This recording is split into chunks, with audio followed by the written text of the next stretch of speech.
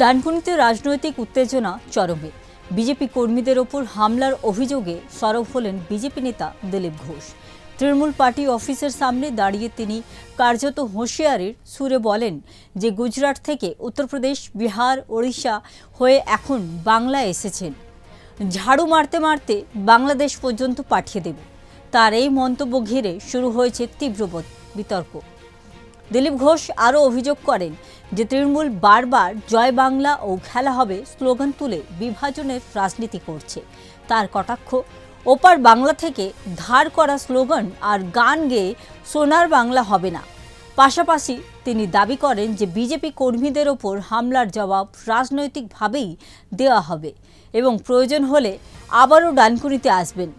প্রসঙ্গত, পরশু ডানকুনিতে বিজেপি কর্মীদের ওপর হামলার অভিযোগ উঠে তৃণমূলের বিরুদ্ধে। যদিও তৃণমূল এই অভিযোগ অস্বীকার করেছে, তবে দিলীপ ঘোষ বক্তব্য স্পষ্ট, সংঘর্ষের রাজনীতি নিয়ে রাজ্য রাজনীতি আরও উত্তপ্ত হতে চলেছে। শুনুন কি বললেন দিলীপ ঘোষ। এই পুলিশ, এই প্রশাসন, এই গুন্ডা, এই যে রাজ, আজ পশ্চিমবাংলার মানুষ তার বিরুদ্ধে দাঁড়িয়েছে। তাই আমরা পরিবর্তনের শপথ নিয়ে রাস্তায় নেমেছি, পরিবর্তন সংকল্প যাত্রাও করে। আমার মনে আছে এই চণ্ডীতলার মোড়ে এই শয়তানগুলো আমার গাড়ি আজকে ঢিল মেরেছিল, লাঠি পেটা করেছিল, কিন্তু দিলীপ ঘোষ চুপ করেনি। আজকে তাদের বুকে পা দাঁড়িয়ে অফিসের সামনে দাঁড়িয়ে আমি চ্যালেঞ্জ করছি, আজ এসছি, দরকার আবার আসবো, তোদের অফিসে ঢুকে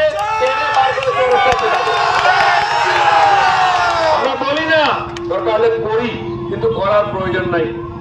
দিল্লিতে এরকম বহু গুন্ডা ছিল।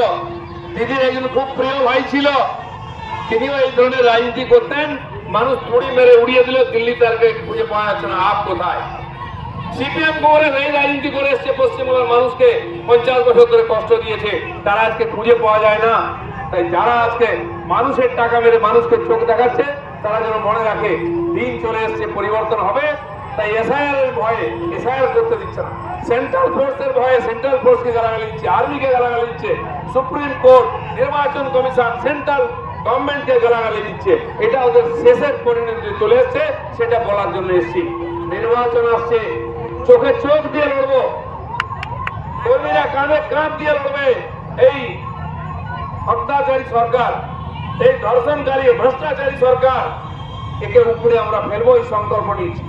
250 জন কর্মী প্রাণ দিয়েছে এদের গুন্ডাদের হাতে, আরো 250 জন প্রাণ দেবে। পশ্চিমবাংলায় ডবল ইঞ্জিন সরকার, বিজেপি সরকার প্রতিষ্ঠা করবে এবং নরেন্দ্র মোদীর হাতে আমরা পশ্চিমবাংলাকে তুলে দেবো। আমাদের সংকল্প হিংসা মুক্ত, দুর্নীতি মুক্ত রাজনীতি পশ্চিমবাংলায় আমরা সেটা দেবো। সারা ভারতবর্ষে দিয়েছি, পশ্চিমবাংলায় দেবো। গুজরাট থেকে ঝাড়ু মারতে মারতে আসছি আমরা, উত্তরপ্রদেশ, বিহার, উড়িষ্যা হয়ে গেছে, এইখান থেকে ঝাড়ু মেরে বাংলাদেশে পাঠিয়ে দেবো, ওখানে গিয়ে থাকবে তোমরা। কারণ কথায় কথায় জয় বাংলা, কথায় কথায় খেলা হবে, সবই পূর্ব বাংলা থেকে ধার করে নিয়ে এসছেন। এবারে সোনার বাংলা, ওই জাতীয় সংগীতটাও গান, তাহলে দুই বাংলা এক হয়ে যাবে, আর ওখানে গিয়ে থাকবে। সে ব্যবস্থা আমরা করব। অনেককে দিনের বেলা তারা দেখিয়ে দিচ্ছে, আমাদেরকে চাঁদ দেখিয়ে। রাজনৈতিক মহলের একাংশের মতে ভোটের আগে এই ধরনের আক্রমণাত্মক ভাষণ পরিস্থিতিকে আরও অস্থির করতে পারে। প্রশ্ন উঠছে, রাজনীতি কি এবার সরাসরি রাস্তায় শক্তি প্রদর্শনের লড়াইয়ে নেমেছে? ডানকুনির ঘটনা সেই ইঙ্গিতেই দিচ্ছে। এরকমই খবর দেখার জন্য দেখতে থাকুন সুদর্শন বাংলা। জয় হিন্দ।